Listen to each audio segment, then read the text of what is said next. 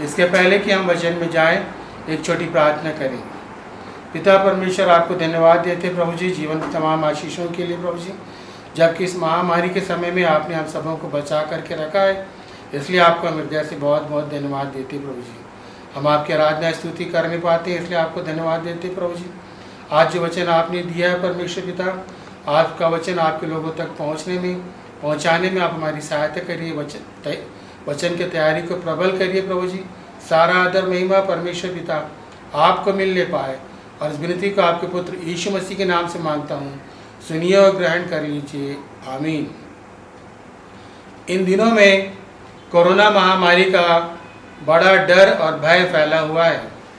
बहुत सारे पास्टर प्रचारकों ने हमने पिछले दिनों में सुना कि ये महामारी क्यों आई।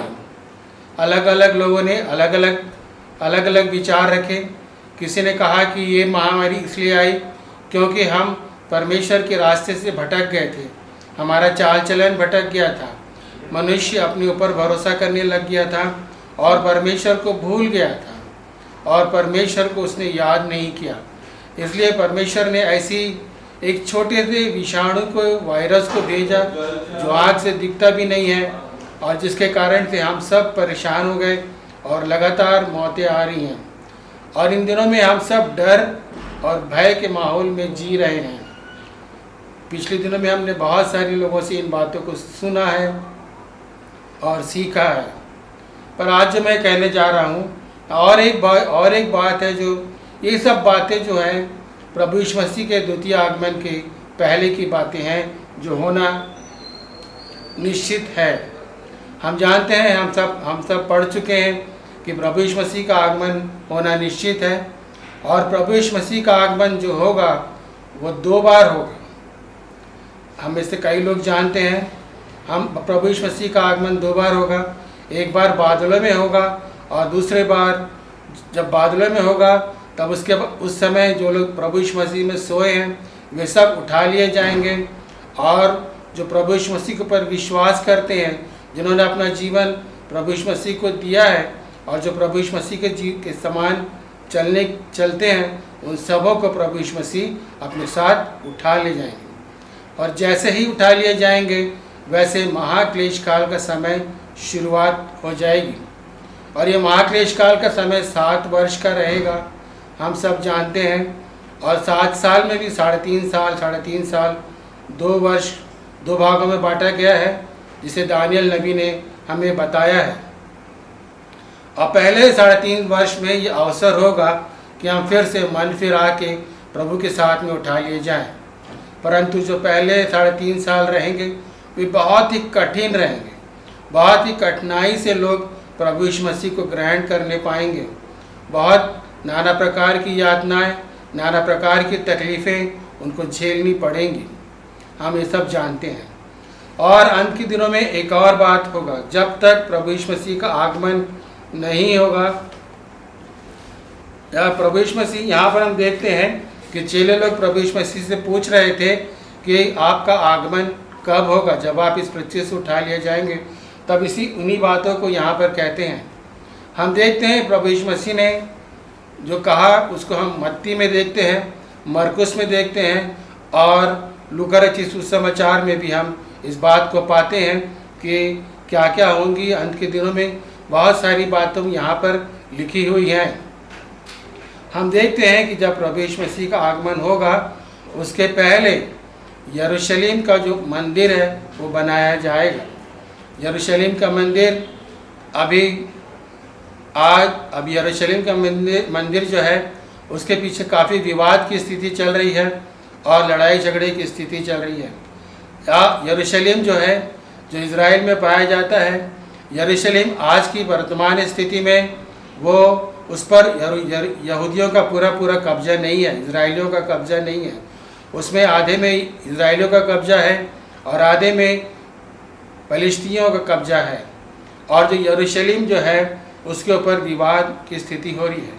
और इजरायली चाहते हैं कि किसी भी रीति से हम वो यरूशलेम को अपने कब्जे में ले लें, और इस फलिस्ती भी चाहते हैं कि किसी भी रीति से हम उसे अपने कब्जे में ले लें, और इसीलिए ये विवाद की स्थिति है। और इसीलिए आज हम देखते हैं कि वहाँ पर लड़ाइयाँ हो रही हैं, रॉकेट छोड़े जा रहे हैं और अन्य प्रकार की बातें होती हैं। प्रियो, मैं यरूशलेम के बारे में बताना चाहता हूँ। यरूशलेम का मंदिर उसी जगह पर बना है जहाँ पर अब्राहम ने इसहाक को बलि देने के लिए लेकर के गया था। मोरिया पर्वत पर परमेश्वर ने उसको बुलाया था कि वहाँ पर आकर के आप अब्राहम इसहाक की बलि देना। और हम देखते हैं जब इसहाक बलि देने वाला था तो परमेश्वर ने एक मेढ़े को दिखाया और अब्राहम ने इसहाक की बलि दी, परंतु उस मेढ़े की बलि दी।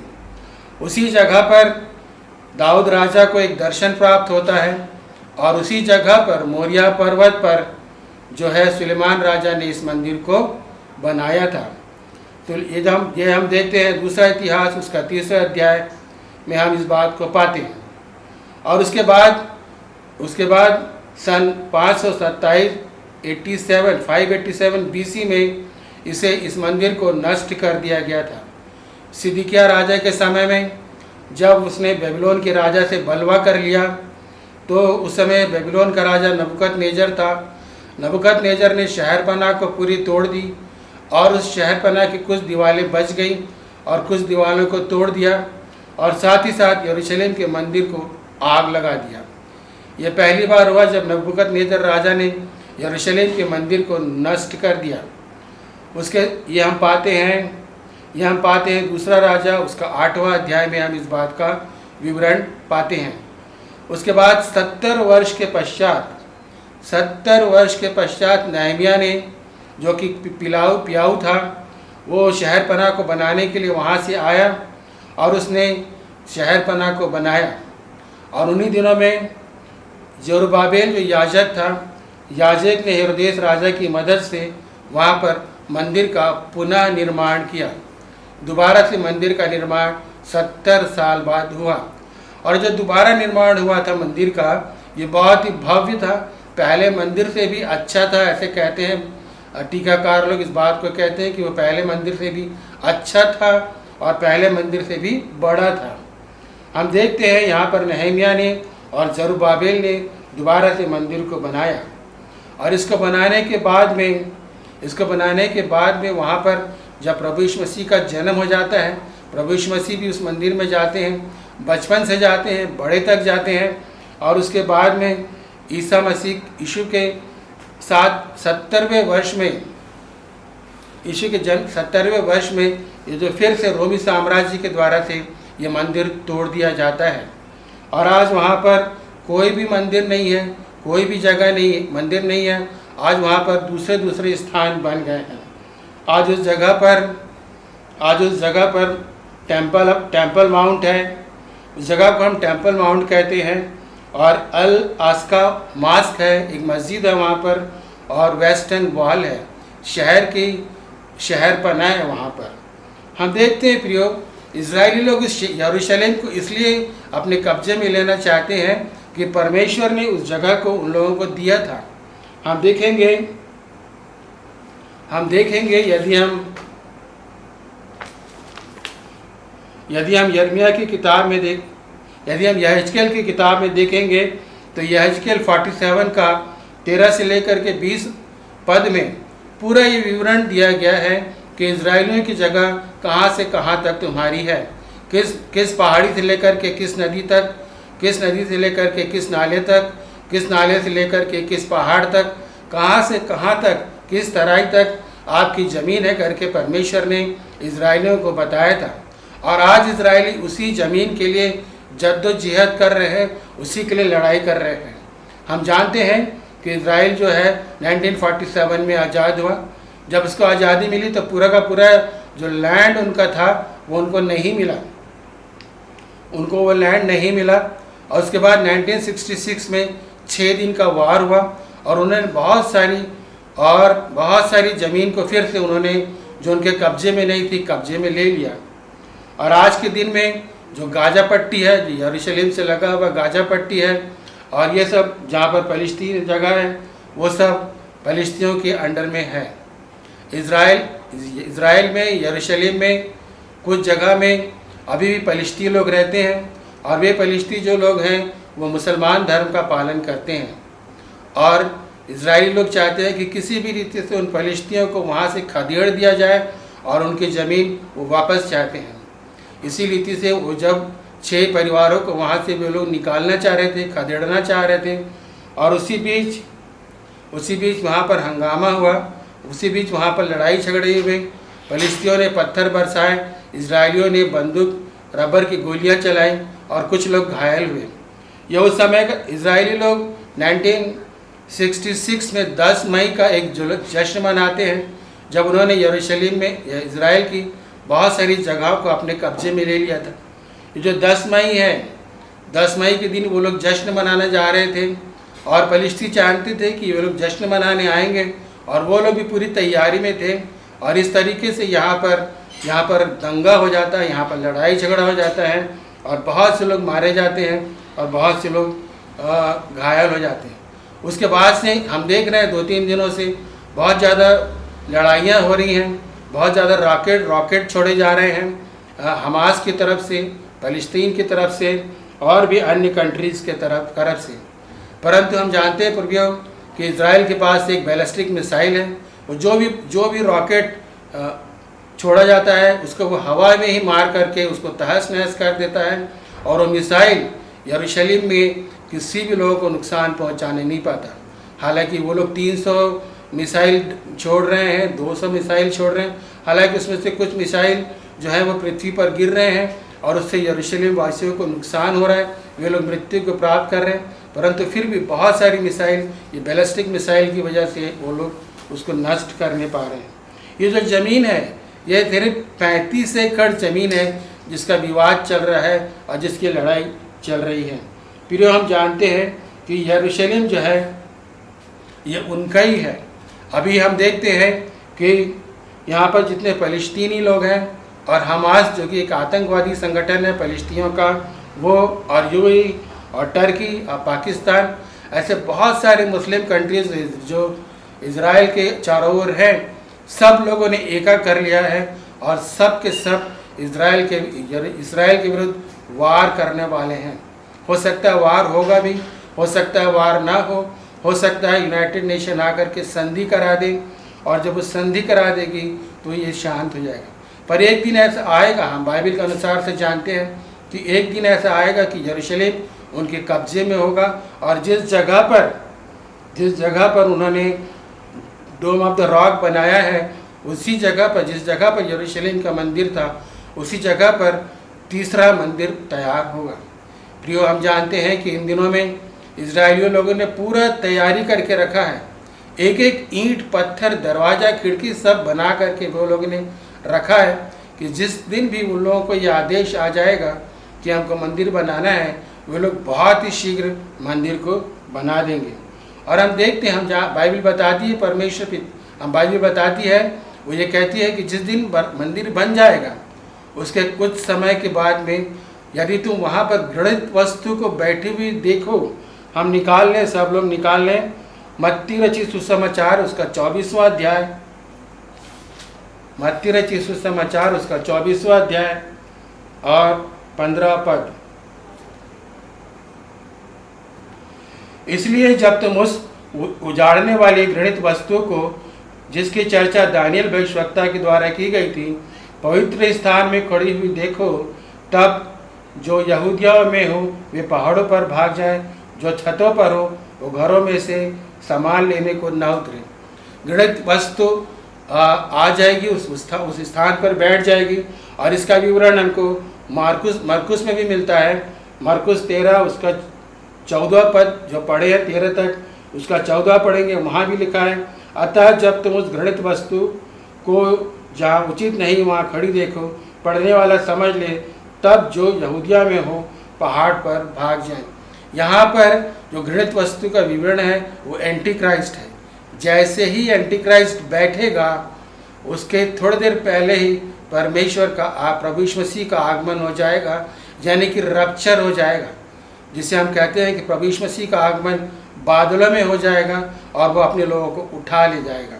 और जैसे ही वो घृणित वस्तु, जैसे ही वो एंटी क्राइस्ट वहाँ पर बैठेगा मंदिर में, वैसे ही वहाँ से क्लेश काल प्रारंभ हो जाएगा। प्रियो, हम सबों को हम सबों को डरने की, घबराने की आवश्यकता नहीं है। हमें धीरज धरने की आवश्यकता है।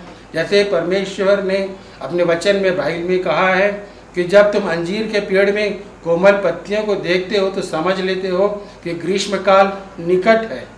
और उसी रीति से जब तुम इन बातों को देखोगे तो समझ लेना कि प्रभु का आगमन निकट है। प्रभु का आगमन बहुत निकट है।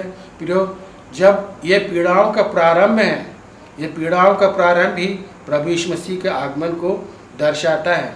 और हम सब जो लोग विश्वासी हैं, हम सब लोग जो प्रभु यीशु मसीह के ऊपर विश्वास करते हैं, हमें डरने की और घबराने की आवश्यकता नहीं है।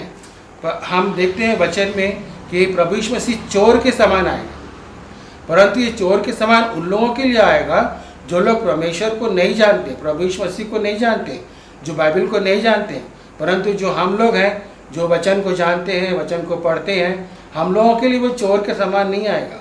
हमको तो वो पहले से बता दिया है कि ऐसा ऐसा होगा।